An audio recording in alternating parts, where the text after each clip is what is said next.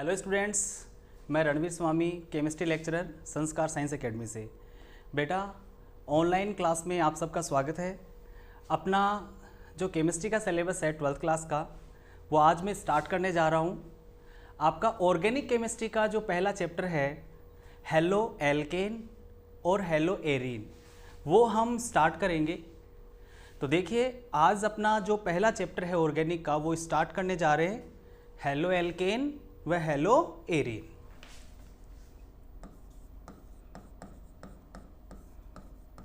Halo alkane व hello arene.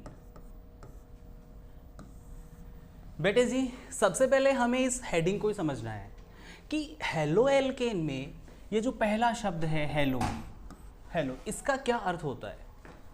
Hello HELLO, ये वाला नहीं, HALO, हेलो। देखिए, आवर्त सारणी का 17वां वर्ग जो है उसे हेलोजन वर्ग कहते हैं। क्यों? क्योंकि उस वर्ग के जो तत्व हैं फ्लोरीन, क्लोरीन, ब्रोमीन, आयोडीन, एक और है एस्टेटिन, लेकिन वो रेडियो एक्टिव है। तो हम इन चारों तत्वों को हेलोजन कहते हैं और इनको अक्स से प्रदर्शित किया जाता है। तो हेलोजन क्यों कहा जाता है? क्योंकि ये वो तत्व हैं जो धातुओं के साथ क्रिया करके, मेटल के साथ क्रिया करके और लवण बनाते हैं, लवण बनाते हैं। इसलिए लवण बनाने वाले तत्वों को ग्रीक भाषा में हेलोजेन, यानी हेलो का अर्थ होता है लवण और जेनेस का अर्थ होता है बनाने वाले। ये तत्व लवण बनाने वाले हैं, इसलिए इनको हेलोजन कहा गया। देखिए, आगे वाला शब्द है एल्केन। तो हेलो एल्केन, तो एल्केन आप जानते हो जिस श्रेणी का सामान्य सूत्र CnH2n+2 होता है और कार्बन परमाणुओं के बीच में एकल बंध होता है। सबसे छोटा या कहूं कि पहला सदस्य एल्केन श्रेणी का CH4 मेथेन।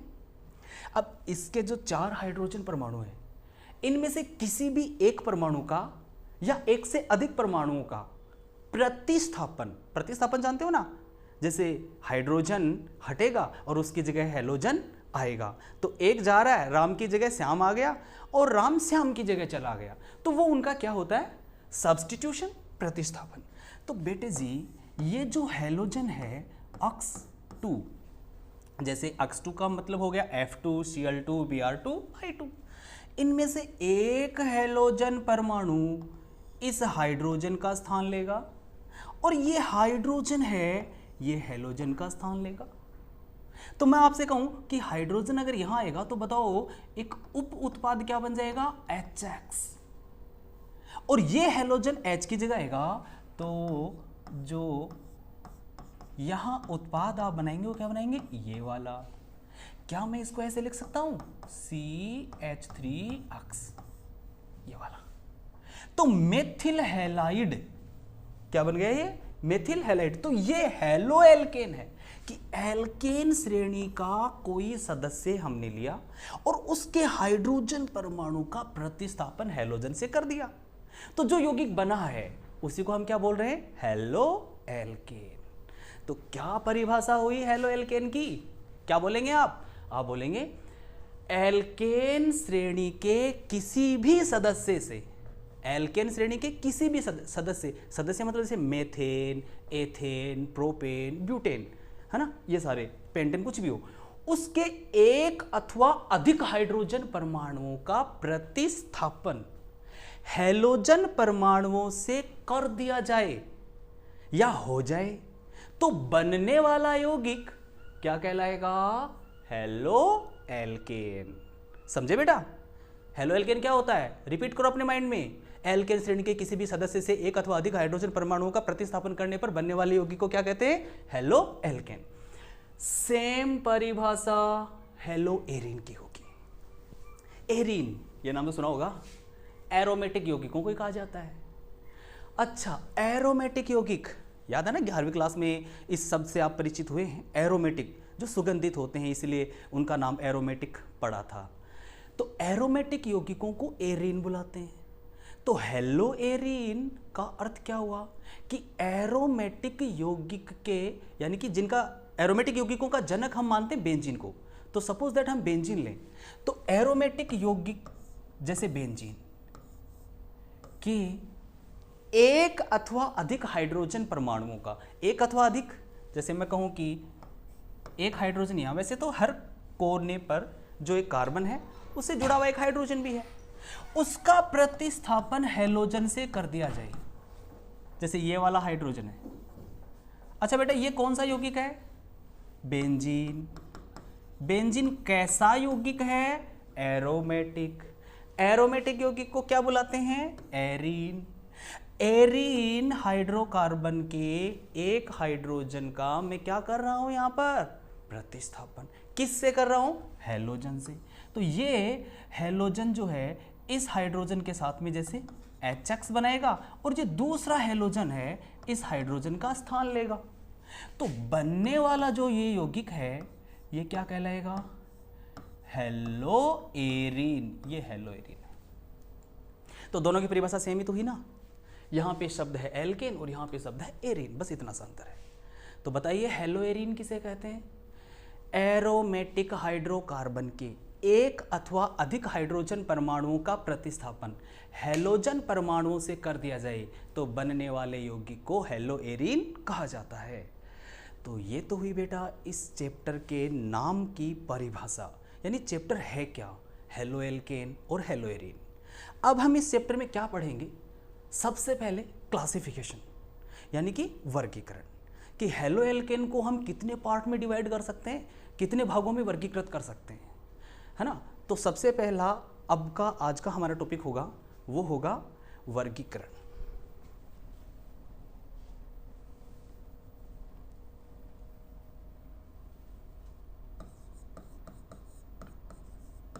वर्गीकरण बेटा, वर्गीकरण करें, क्लासिफिकेशन करें तो उसका कोई आधार होता है। किस आधार पे हम वर्गीकरण करें? तो आधार हम ले रहे हैं हेलोजन परमाणुओं की संख्या, यानी जो हेलो एल्केन होगा यानी कि एल्किल हैलाइड होगा तो उसमें हेलोजन परमाणुओं की संख्या क्या है। जैसे अगर हेलोजन परमाणु एक ही है, अब अक्स का मतलब तो आप समझते हैं ना, क्लोरीन, फ्लोरीन, ब्रोमीन, आयोडीन में से कोई सा भी हो, अगर एक हेलोजन है तो एक के लिए शब्द यूज होता है बेटा, एक हेलोजन होगा तो उसके लिए हम शब्द कौन सा यूज करते हैं? मोनो। अगर दो हेलोजन हुए तो डाई, तीन के लिए ट्राई। तो इस हेलोजन परमाणुओं की संख्या के आधार पर अगर हम वर्गीकरण करें तो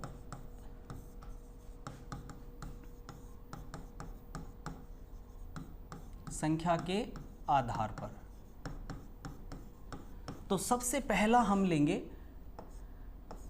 मोनो हेलोएल्केन। मोनो हेलोएल्केन बेटे जी, इस शब्द से ही आप ये समझ जाएंगे कि मोनो का मतलब एक, हेलो मतलब हेलोजन, एल्केन, एल्केन का कोई भी सदस्य होगा उसके एक हाइड्रोजन का प्रतिस्थापन एक हेलोजन से होगा तो वो यौगिक क्या कहलाएगा? Mono haloalkane. एग्जाम्पल जैसे CH3Cl। अब मैं आपसे पूछूं इसमें हेलोजन कितने हैं तो आप कहें सर इसमें तो एक ही है, क्लोरीन है, एक है। तो एक का मतलब मोनो, और एल्केन श्रेणी का सदस्य था CH4, उसका एक हाइड्रोजन हटाकर क्लोरीन जोड़ा हुआ है तो ये हेलोएल्केन है।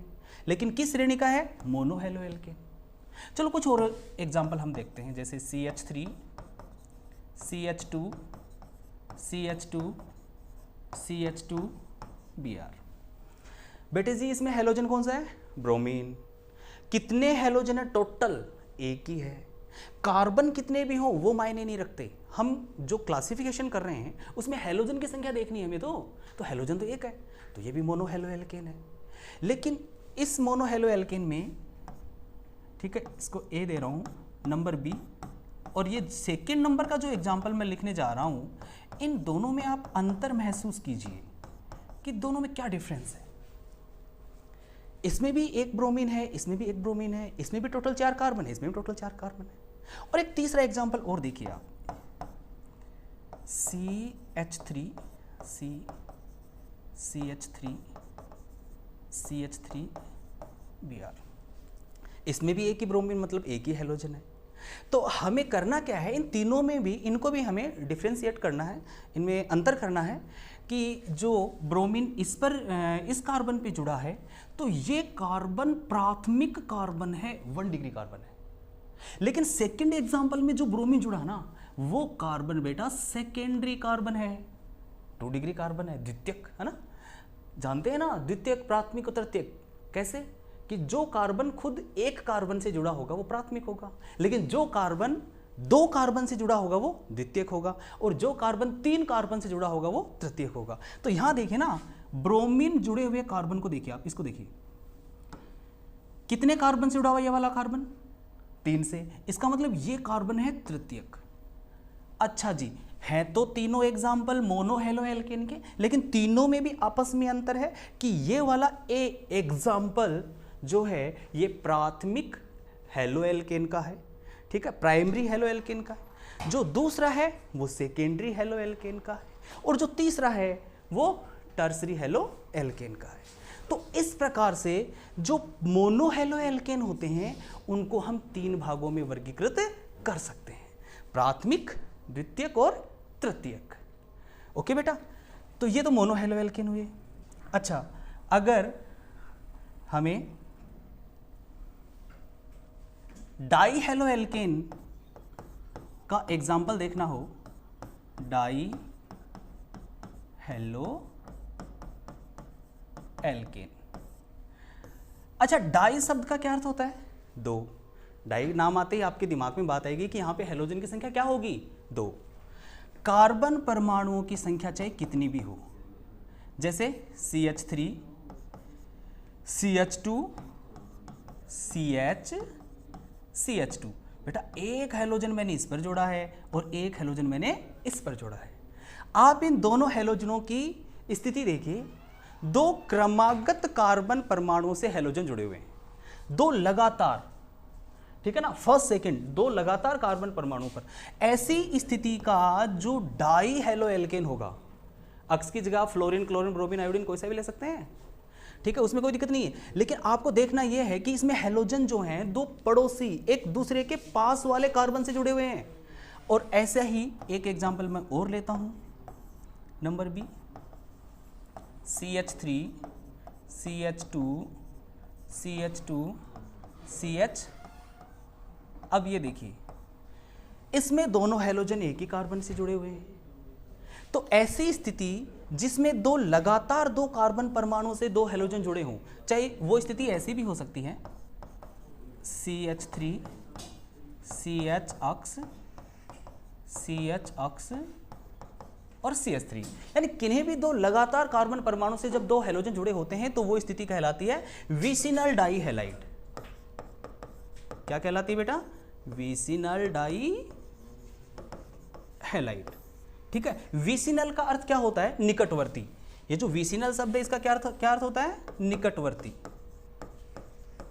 तो जब 2 निकटवर्ती कार्बन परमाणुओं से हेलोजन जुड़े होते हैं तो वो कहलाता है विसिनल डाई हैलाइड, ठीक है। तो फिर बी वाले को क्या बोलेंगे, क्योंकि बी में जो बी एग्जांपल है उसमें दोनों हेलोजन एक ही कार्बन से जुड़े हुए हैं, और जब दोनों हेलोजन एक ही कार्बन से जुड़े होंगे तो ये स्थिति कहलाती है जेमिनल। बताओ क्या कहलाती है, जेमिनल। और जेमिनल शब्द का जो अर्थ है,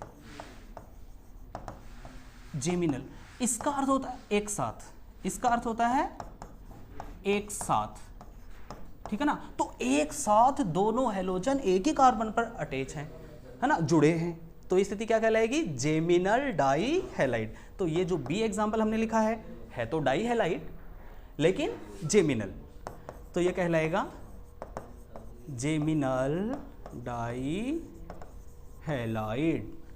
ओके बेटा, तो आपने डाई हैलाइड में कौन कौन से पढ़े। अच्छा, डाई हैलाइड क्या होते हैं, जिनमें ऐसे एल्केन के सदस्य जिनमें 2 हेलोजन उपस्थित हों, डाई हैलाइड है या डाई हेलो एल्केन है। और वो जो डाई हेलो एल्केन है उनको अभी हमने 2 भागों में वर्गीकृत किया है, एक तो विसिनल और दूसरा जेमिनल। तो विसिनल में हमने देखा कि 2 लगातार कार्बन परमाणु से 2 हेलोजन जुड़े हैं, और जेमिनल में हमने देखा कि एक ही कार्बन परमाणु से 2 हेलोजन जुड़े हैं। अब देखिए तीसरा एग्जांपल इसी का, CH2 अक्स, CH2, CH2, CH2 अक्स। अच्छा, टोटल कार्बन कितने हैं इसमें? 4। और पहले और दूसरे एग्जाम्पल में भी उतने मैंने कार्बन लिए थे। कार्बन की संख्या चाहे कितनी भी हो, हमें कार्बन की संख्या से कोई मतलब नहीं है, हमें मतलब है हैलोजन परमाणुओं की संख्या से और फिर उनकी स्थिति से। तो यहां पर फर्स्ट एंड लास्ट देखो, जो कार्बन श्रृंखला है उसमें प्रथम कार्बन पर हैलोजन जुड़ा है और अंतिम कार्बन से भी हैलोजन जुड़ा है। ऐसी स्थिति को हम क्या बोलते हैं? Alpha omega dihalide. क्या बोलते हैं बेटा? Alpha omega dihalide. तो ये अल्फा ओमेगा डाइहैलाइड है, ठीक है। और इनके अलावा अदर कुछ भी हो सकते हैं, जैसे ये 4 कार्बन की श्रृंखला है, CH3, CH अक्स, CH2, CH2 अक्स। अब देखिए, इसमें दोनों हैलोजन न तो लगातार कार्बन परमाणु से जुड़े हैं, ना एक साथ एक कार्बन पे जुड़े हैं और ना फर्स्ट एंड लास्ट पे जुड़े हैं। तो ऐसी स्थिति अन्य अदर डाइहैलाइड्स की है। 3 का स्पेसिफिक नाम है, इसको बोलते हैं विसिनल, इस स्थिति को बोलते हैं जेमिनल और इसको बोलते हैं अल्फा ओमेगा। ओके बेटा, अब देखिए जैसे 2 हैलोजन यहाँ पे उपस्थित थे तो हमने कहा डाई हेलो एल्केन, लेकिन अगर 3 हैलोजन होंगे तो जरा सोचो और बताओ अपने आप को कि क्या होगा। अगर 3 हैलोजन होगा तो उसको हम क्या बोलेंगे? Try halo alkane. तो एग्जाम्पल देखिए ट्राई हेलो एल्केन का, ट्राई हेलो एल्केन। 1 2 3 4 कार्बन कितने भी लगा सकते हो आप, और हैलोजन की संख्या आपको काउंट करनी है। कितने हैलोजन इसमें? 3। अच्छा, बाकी की वैलेंसी कार्बन की किससे पूरी करोगे? हाइड्रोजन से। तो 3 हैलोजन होने की स्थिति में ट्राई हेलो एल्केन, ऐसे 4 हुए तो टेट्रा, 5 के लिए पेंटा। लेकिन ऊपर वाले सारे जो वर्गीकरण में 4 5 6 7 वाले हैलोजनों को हम एक ही शब्द से बुलाएं तो क्या बुलाएंगे? पॉली हेलो एल्केन, ठीक है। तो इस प्रकार से वर्गीकरण का आज ये पहला जो आधार हमने लिया था हैलोजन परमाणुओं की संख्या के आधार पर, ये पूरा होता है। तो शुरू से आप याद कीजिए कि मोनो हेलो एल्केन, उनको हमने पुनः प्राथमिक, द्वितीयक और तृतीयक में वर्गीकृत किया। फिर डाई हेलो एल्केन, उनको हमने विसिनल, जेमिनल और अल्फा ओमेगा में जो है वर्गीकृत किया। और इसी प्रकार से ट्राई हेलो एल्केन और पॉली हेलो एल्केन। ओके बेटा, थैंक यू।